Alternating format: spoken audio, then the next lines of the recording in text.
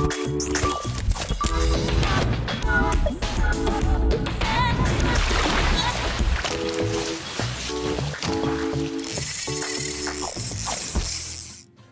žvėjai, šiandien Kimba kūrybinė grupė sveikinasi su jumis iš Norvegijos, iš Andoj salos, Andoj Fiske Kempo, kur lankomės pas savo gerą bičiulį Saulių. Kartu su mumis į šią kelionę, į šią žvejybinę išvyką leidosi ir grupė jums, aš tikiuosi, pažįstamų žmonių iš keleto Lietuvos žūklės parduotuvių. Tai iš Klaipėdos, Kauno, Tauragės ir Raseinių. Juos, aš tikiu, jūs atpažinsite mūsų laidoje, o mes per visą savo išvyką planuojame tiek testuoti įrankius, meškerės, rites, taipogi masalus. Ir šioje laidoje norime jums parodyti vieną ilgą tradicinių norvegiškų žvejybinių atostogų dieną. Kaip viskas vyksta, kai grupė žvejų lankosi šalyje, kur kimba didelės ir gražios žuvys, žiūrėkite šioje mūsų laidoje.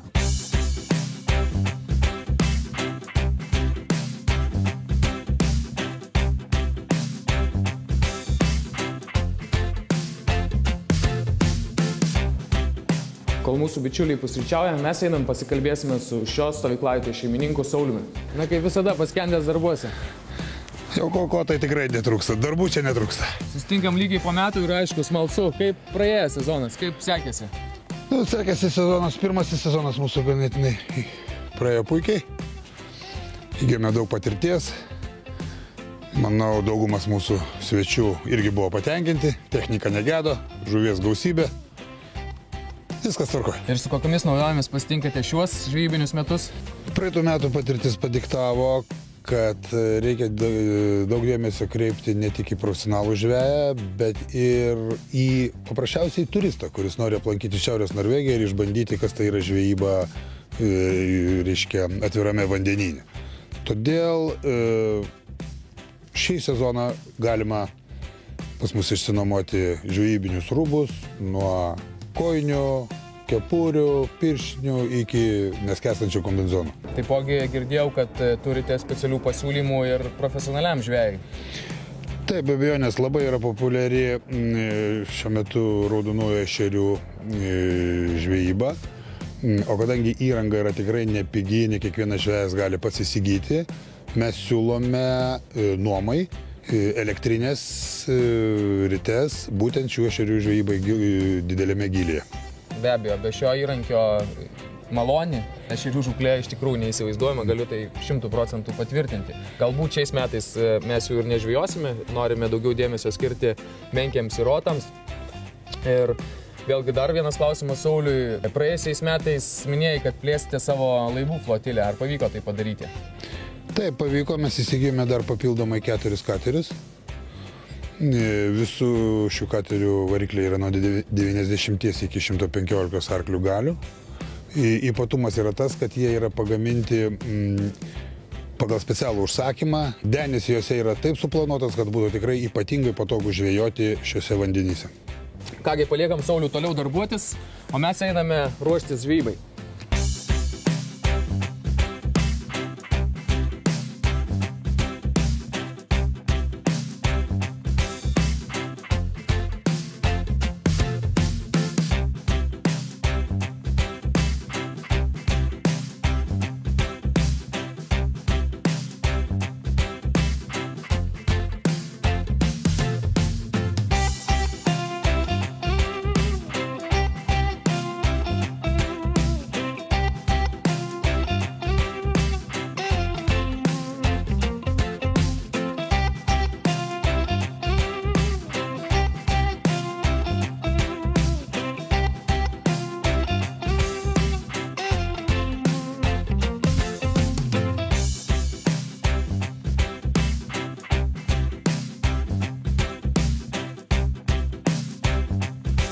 Nu ką, būsiu lakoniškas, pasiruošimas baigtas, eisim į jūrą.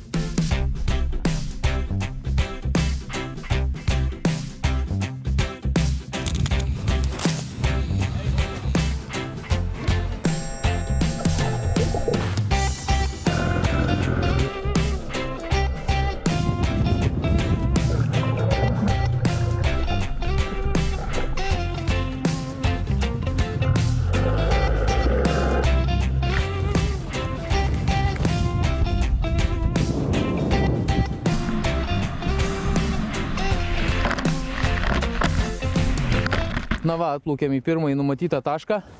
Išvakarėse buvo ganėtinai stiprus šiaurės krypties vėjas, tai reiškia, kad jis pūtė tiesiai iš jūros, todėl labai giliai į vandenyną neinam, atsistojom praktiškai ant vartų ir pažiūrėsim, ką čia pagausim.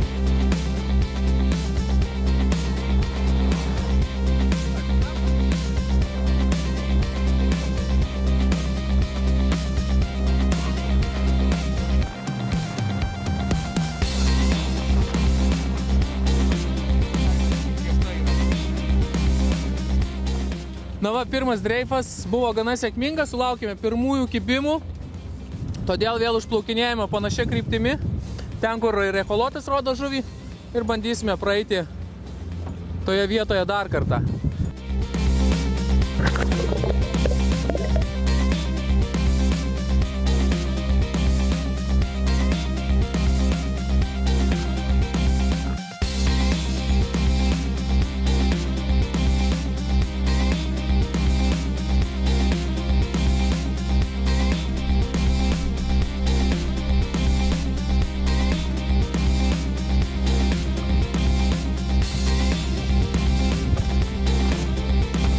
Oi, kisaikus prikibo.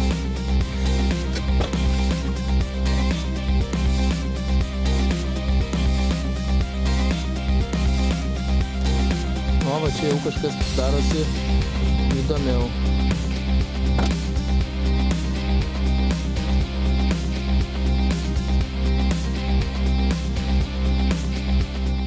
Na va, užlipom iš tikrųjų ant saidų, būrio kaip paaiškėjo. Ir kadangi bičiuliai mano valtyje yra susirišę saidinės sistemėlės, pakankamai su nedidės kabeliais, tai jas ir sėkmingai ir traukia. Ir iš tikrųjų norim vieną dėžutę prisižvejoti saidos, nes kai kurių žvejų prieštaringai vertinama ši žuvis, na, mums pasirodė tikrai puikaus skonio ir ypač jinai skaniai yra paruošta, sūdyta, labai lengvai pasūdyta, pastovėjus šaldytuvėje vieną dieną iš tikrųjų ne ką skiriasi nuo visuotinai pripažįstamo delikateso skumbrės. Galbūt šiek tiek mažiau riebalo turi, tačiau tikrai kulinariniu požiūriu puikiai žuvis.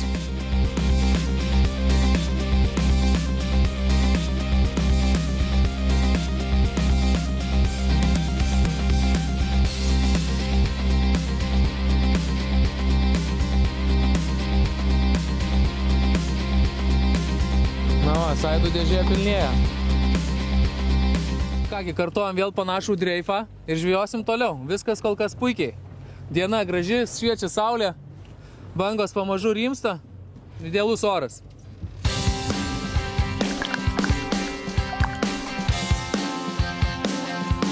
Galvoju, šiek tiek toliau praeisim. Paskui pamėginsim va čia, šitų šlaitų praeit. Vėliau bus matyti.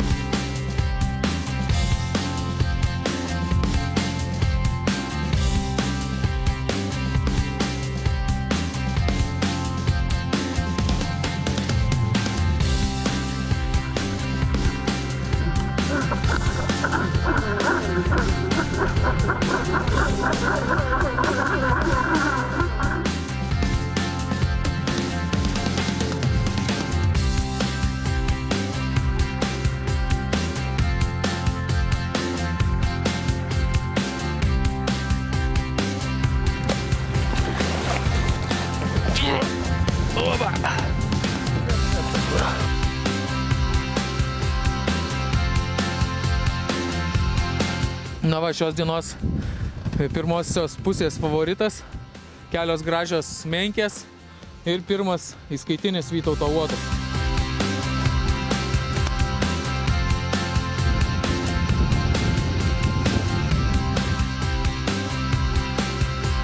Na va, primo vėjas, nurimo šiek tiek banga ir nusprendėme nueiti šiek tiek giliau į vandenyną. Ten yra viena vieta, kurią noriu patikrinti ir pažiūrėsime, gal ten pavyks pagauti dar kažką rimtesnį.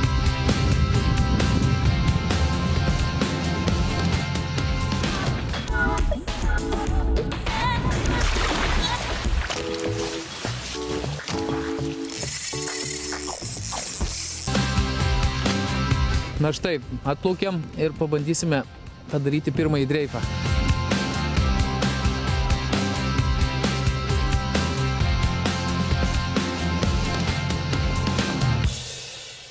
Na va, nuleidau masalą ant dugno ir dabar, kadangi mano valas yra pažymėtas dviem skirtingom spalvom labai aiškiai, galiu susiskaičiuoti, kiek man reikia prikelti masalą į viršų, kad plukdyti jį maždaug 20 metrų nuo dugno. Kadangi Berkley Tracer Braid pintukas sužymėtas kas 70 cm, tai labai nesudėtinga susiskaičiuoti, kiek reikia atžymų pakelti nuo dugno, kad pasiektum norimą gylį. tą gilį, kuriame nori, kad eitų tavo masalas. Taipogi masalui žaismas suteikia ir pakankamai toks vidutinio greičio traukimas masalo į viršų. Tada masalas kyla nuo dugno, atrodo, kad bėga nuo galbūt kažkokios apačioje esančios didesnės žuvies, jo uodegėlė virpa ir be abejo žuvis iš apačios pasivyjusi daug godžiau įstveria. Kažkas užkibo ir man.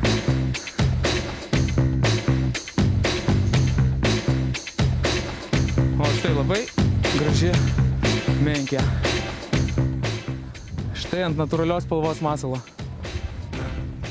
Jeigu pradžioje dienos, nors jinai buvo ir saulėta, daugiau kibo ant tokių, matėt, ryškesnių, Vytautas buvo favoritas. Štai dabar puikios žuvys viliojasi ant natūralesnių masalų. Būtent tos pačios menkės imitacijos Big Bobas. Na ką, šitą gražuolę, manau, paleisiu.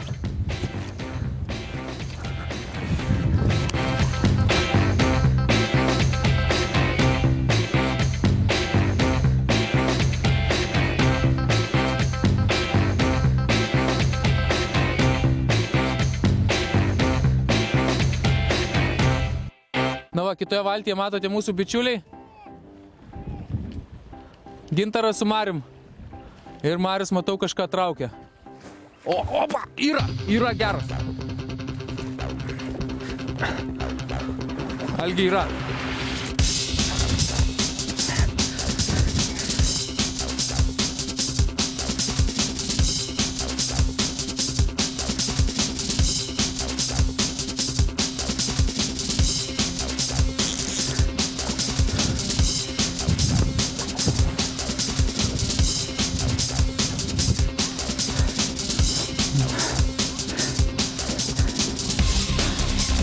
Paleidžiam šitą gražią žuvį, iš tikrųjų otų populiaciją reikia tausoti.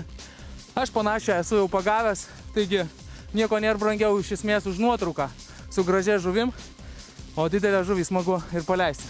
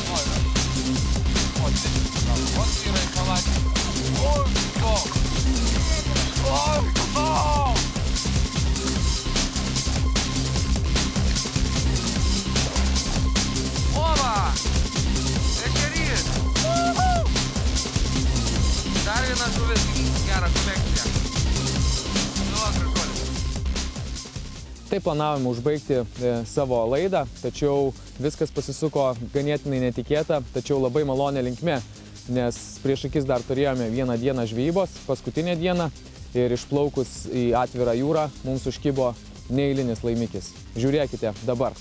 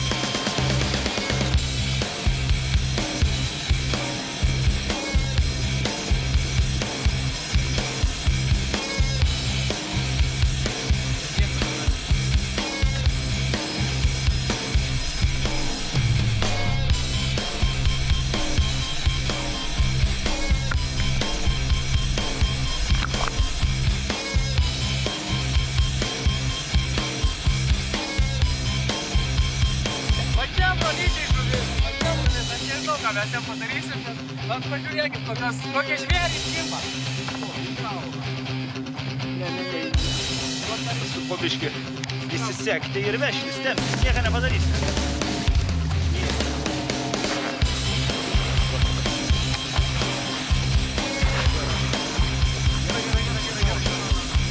Aš su kirvėm geriau? Ne. Aš kirvės parodžiu.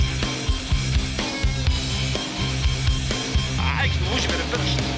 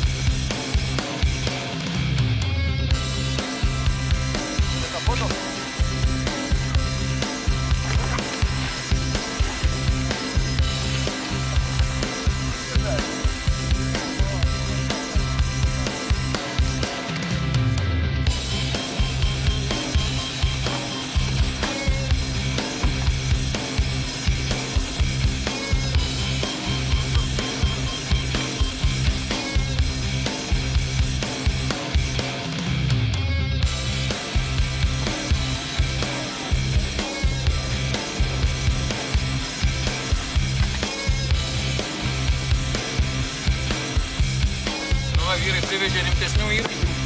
Bandysim kažką padaryti trečias kartas. Arba mes jį, arba išmuoti.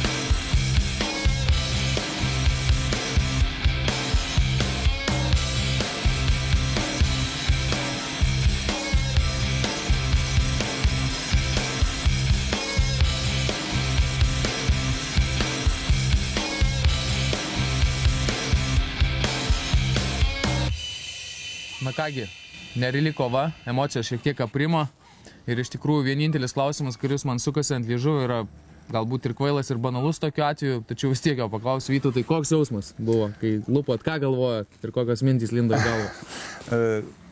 Mintis lindo įvairios, aišku, tikėjome, jau pajutom, kad tai yra didelė žuvis, bet kad išeis gigantas ten 195 su trupučiu kilogramą, tai net mintyse nebuvo ir mes jei būtumėm žinojo, ko gero mes būtumėm jo ir nesugebėję įtempti.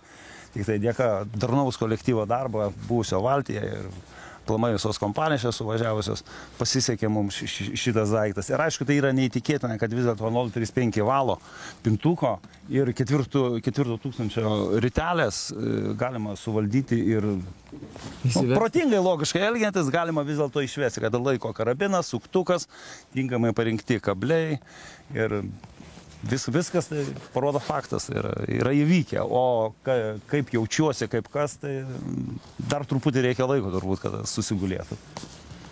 Kągi, nerealu iš tikrųjų buvo dalyvauti tokio žvėries traukime. Mes su Vytautu su jumis atsisveikiname, sakome jums iki ir laukite neužilgo pasirodysiančio daug platesnio negu ši laida filmo. Taigi laukite jo, na o mes sakome jums iki. Susitiksime jau Lietuvoje lygiai po savaitės 11 val. Ryte per Lietuvos ryto televiziją. Iki.